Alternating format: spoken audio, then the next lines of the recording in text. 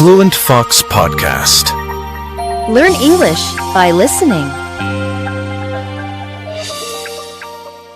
You know what? If you're trying to learn English by memorizing individual words, you're making it way harder for yourself than it needs to be. The real secret: learn phrases, small chunks of language that you can use directly in real-life situations. Like instead of learning the word help, it's better to learn a full phrase like, "Could you help me out with this?" That's what actually makes you sound natural and confident when you speak. Hey everyone, I'm Ryan, and you're listening to the Fluent Fox Podcast, your go-to place to grow in life and learn fluent, natural English along the way. Here on this podcast, we talk about real-life topics that help you improve your mindset, develop your communication, and most importantly, become fluent in English just by listening. Also, we've got a free PDF waiting for you in the description box. It includes today's entire conversation in written format, plus a beautifully designed mock test to help you revise and practice everything. So make sure to download it, take the test, and start using what you learn. And now, listen closely, because today, I'm going to teach you some useful English phrases that you can start using in your everyday life to speak more confidently and sound like a natural. Let's get started. Before we jump into the phrases, let me remind you of something important. Small, steady steps lead to big results. If you just learn 5 of these phrases today and use them regularly, your English will already sound 10 times more natural than before. So keep your energy high, stay focused, and let's go. Phrase by phrase. First we have the phrase, "What's up?" This is one of the most common casual greetings in English. It doesn't literally mean, "What is above you?" It just means, "How are you?" or "What's going on?" You'll usually hear it between friends. For example, imagine your college friend bumps into you in the street and says, "Hey, what's up?" You could reply, "Not much, just heading to class." You?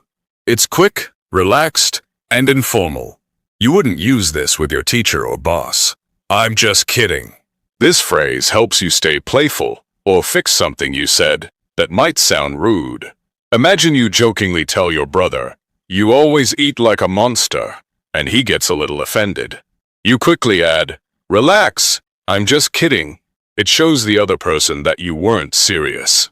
You can also use it to keep things light when teasing a friend. "That sounds great." You say this when someone shares an idea or plan that you really like. For example, your friend says, "Let's go for a road trip this weekend," and you feel excited about it.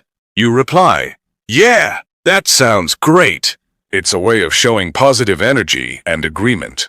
It also works with suggestions. "We could try the new cafe? That sounds great." "I'm not sure." You use this phrase when you don't have a definite answer. Suppose someone asks, "Are you coming to the dinner party tonight?" and you haven't made up your mind. Maybe you're tired or waiting on other plans. You can say, "I'm not sure. I might come a bit late." It's polite and keeps the conversation open. "I have no idea." This is stronger than "I'm not sure." You say it when you completely don't know something. For example, if a colleague asks, "Do you know when the boss is coming back?" and you truly don't, you say, "I have no idea." It's honest and casual. You can also use it when your little brother asks, "Where's my charger?" and you honestly haven't seen it. "Let me think about it." Use this when you don't want to give an answer immediately.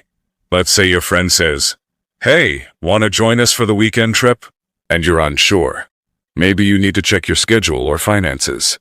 You say, "Let me think about it. I'll tell you by tomorrow." This shows that you respect the offer, but need a moment to decide. Sounds good to me. This phrase shows that you agree with a suggestion or approve of a plan.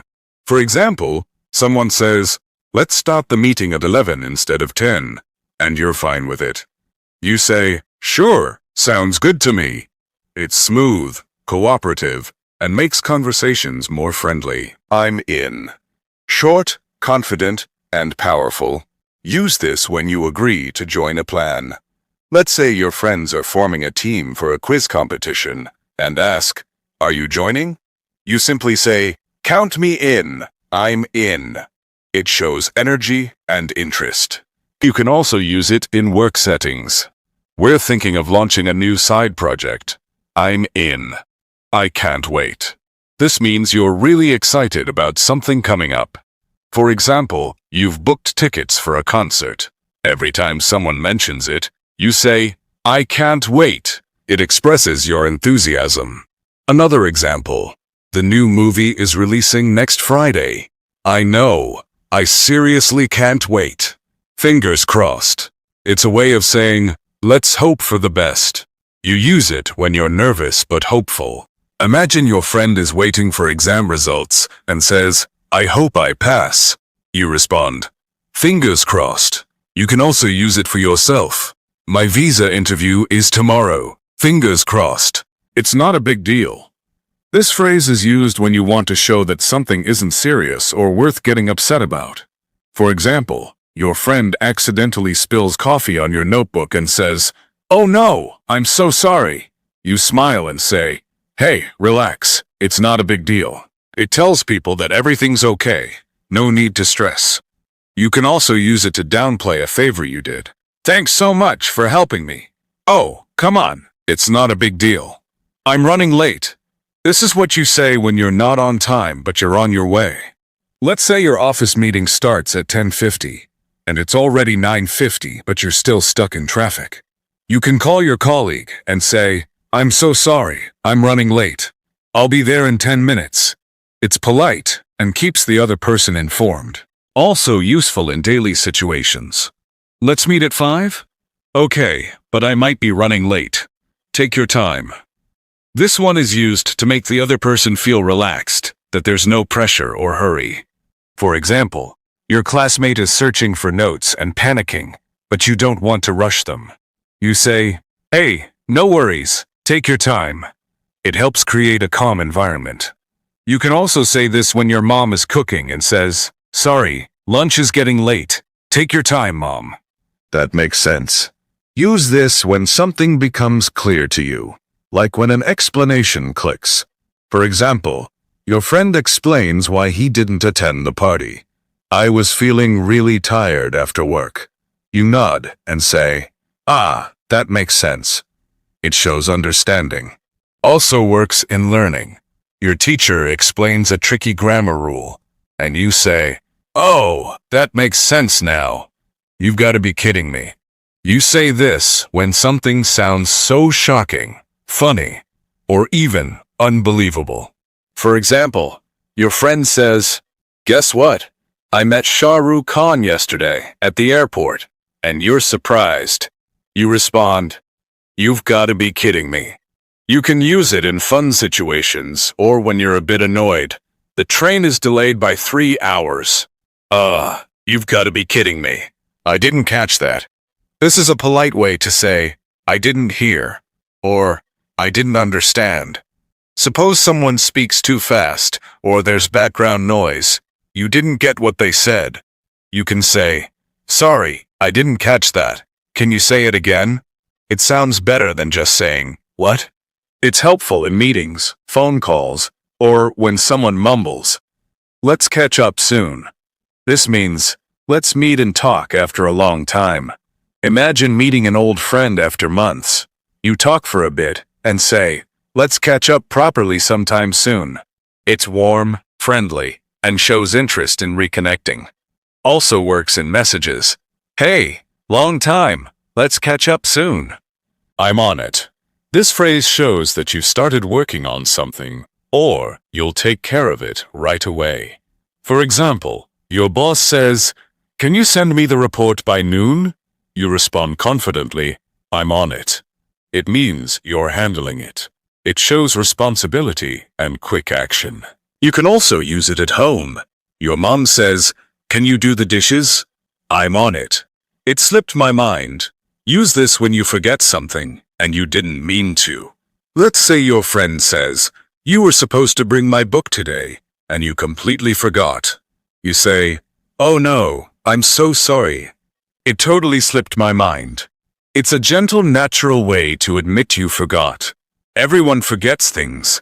This phrase helps keep it soft and honest. I'm broke. No, it doesn't mean you're physically broken. It means you don't have money at the moment. For example, your friend says, "Let's go shopping this weekend." And you laugh and say, "Bro, I'm broke right now. Next week maybe." It's casual, often used among friends to say, "I'm low on cash." Don't take it personally. This phrase is used when you want someone to understand that your words or actions aren't meant to hurt them. Imagine you're giving feedback to a friend on their presentation. You could speak a bit louder next time. They look a little offended, so you quickly say, "Hey, don't take it personally. I'm just trying to help." It softens the message. It's helpful at work too. "I'm giving the project to James this time, not because I doubt you. Don't take it personally." "I'm feeling under the weather." This is a polite way of saying you're not feeling well. Maybe you have a cold, or you're just tired and sick. For example, if your coworker calls and you sound a bit off, they ask, "Are you okay?" And you reply, "Not really. I'm feeling a bit under the weather today." It's softer and more natural than saying, "I'm sick." It's up to you. Use this when you want the other person to make the decision. For example, your friend asks, "Should we watch a movie or go for a walk?" And you're okay with either option. You say, "It's up to you." It means you're giving them the power to choose. It can also be used in deeper matters. "Should I quit this job?" That's totally up to you. I'm all ears. This means you're fully listening, ready to hear what the other person wants to say. Let's say your friend says, "I have something big to tell you," and you respond with excitement, "I'm all ears." It shows full attention. It's fun and friendly, and often used to encourage someone to share their thoughts. Better late than never. You use this when something is delayed, but at least it's done eventually. For instance, you finally wish your friend happy birthday a day late. You say, "Sorry I forgot yesterday, but happy birthday." Better late than never, right? It's also useful in habits. "I've finally started working out after 2 years." Better late than never. Give me a sec. Short for give me a second. This is used when you need a quick moment before responding or doing something. Suppose someone asks, "Can you help me with this file?" and you're finishing another task. You say, "Yeah, sure, give me a sec." It's casual, polite, and useful in everyday life, especially when multitasking. I'm starving. This is a dramatic way of saying, "I'm very hungry." You're not literally starving, of course. It just means you haven't eaten in a while and you're super hungry. For example, "I skipped lunch today. I'm starving." Or, when dinner's getting late, you groan, "When's the food coming? I'm starving." You nailed it. You say this when someone has done something perfectly or very well. For instance, your friend gives a great presentation. You say afterward, "Wow, you totally nailed it." It's a great way to encourage someone. You can also use it for cooking, fashion, singing. "That dress, you nailed it." Or, "You nailed that high note." "I'm in the mood for." This is used to express what you feel like doing at the moment. For example, you might say, "I'm in the mood for some pizza tonight." Or, "I'm in the mood to watch something funny." It helps others understand your current interest or craving. Great for planning hangouts, dates, or meals. It's not my cup of tea. A polite way to say you don't really like something, or it's not your style. Suppose someone says, "Let's go watch that horror movie," but you're not into scary stuff. You respond, "Horror movies aren't really my cup of tea." You're not insulting their choice, just expressing your own taste. That's it for today, my friend. We've just walked through 30 super useful phrases, and now they're all yours. You've got real-life tools to sound more natural, more confident, and more like the fluent speaker you're becoming every single day. Now, listen. Learning English isn't about cramming or chasing perfection. It's about showing up, picking up little things like these phrases, and actually using them. Whether you're ordering food, texting your boss, or joking with friends, these expressions will make your conversations feel alive. And if you've made it this far, I want you to hear this. You're not like the rest. Most people scroll, save, and forget. But you're putting in the work, and that means you're already on the path to fluency. But hey, don't stop here. Download the free PDF from the description. It's got this whole conversation in written form, plus a mock test to sharpen your skills. Practice it, repeat it, own it. And here's a little secret. The next episode is even more powerful. I'm going to teach you how native speakers handle tough moments, emotional conversations, awkward silences, difficult decisions, all in English. Stuff that makes the difference between sounding okay and sounding fluent and fearless. So, don't miss it. Follow the podcast, turn on notifications, and I'll catch you in the next one. Until then, keep listening, keep learning, and keep becoming the person you were meant to be.